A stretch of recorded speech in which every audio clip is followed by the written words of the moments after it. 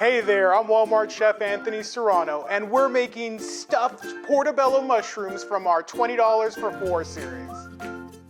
All you need is these tasty ingredients.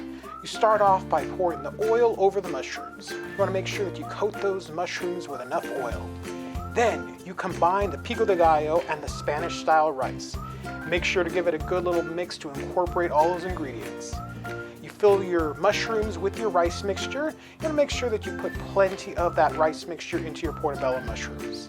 Top it with plenty of shredded cheese. Then you place it inside of your oven for 5 to 10 minutes until it gets nice and bubbly. And wow, this is smelling amazing. I like topping it with guacamole, sweet peppers, and cilantro. Enjoy your mighty meatless meal. Thanks so much for watching. For more recipes just like this, be sure to subscribe to the Walmart Chef series on YouTube.